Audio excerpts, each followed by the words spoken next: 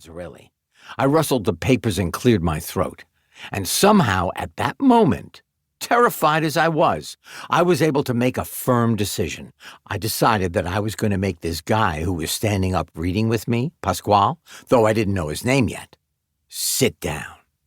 The force of my character's personality would give him no choice. How was I going to accomplish this? I had no clue. He read his first line.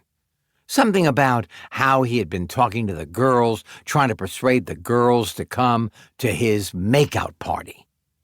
Then I opened my mouth, and something very odd happened.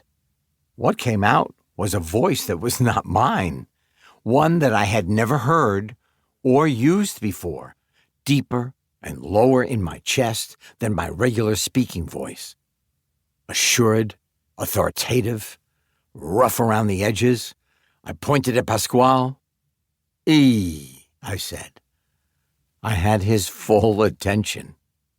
Let me do this from now on, I ordered him, in that voice. You don't talk to the girls. You have me talk to the girls. He was backing up involuntarily. You got it? I said, in that voice. Now Pasquale was slowly lowering himself into a chair. I'm not sure he even realized he was. Now he was sitting down. Instead of reading his lines, he was just nodding, silently. Then I was done. That was it. I beamed at the people behind the table, tossed my script up in the air, sauntered out of the room like the badass I was pretending to be. Who was I really? That's always been the big question. And it's taken me 50 years to realize there really is a me inside me.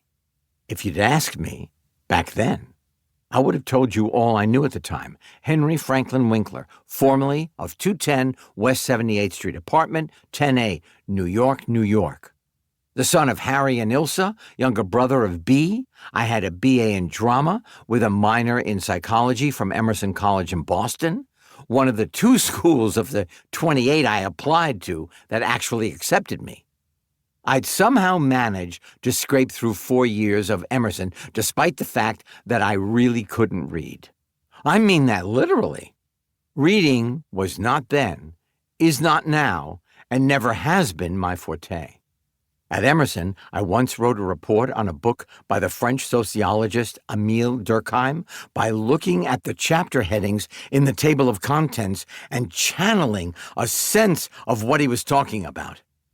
I got a B- on that paper.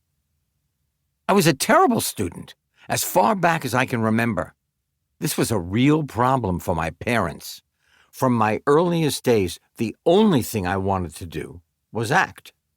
Now and then, my mother and father pretended to indulge me. A charming childhood photograph shows a 7-year-old Henry on the telephone. The joke I made later was that I was calling my agent. In my senior year at Emerson, I applied to the Yale School of Drama, the creme de la creme of drama schools, despite thinking, oh my God, how could you possibly do this? It's Yale. You've been told you're stupid. It's Yale. It's not only the creme de la creme of drama schools, but of students from all over the world. How dare you think you can?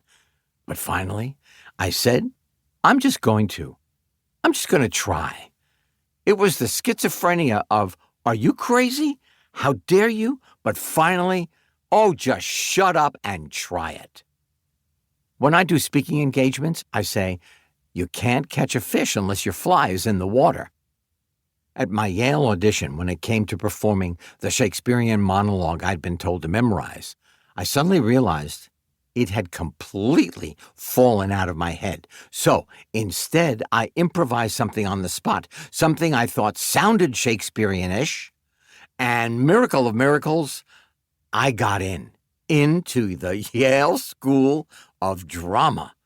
I mostly played 14-year-olds in student productions. I was short and baby-faced, but I got the chance to act in plays by Euripides, T.S. Eliot, Eugene O'Neill. I was in the Greek chorus of the Bacchae.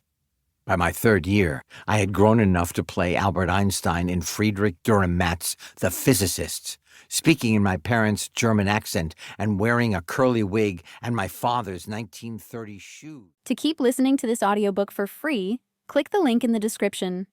It will take you to a free Audible trial where you can listen to this and many other books for free for 30 days.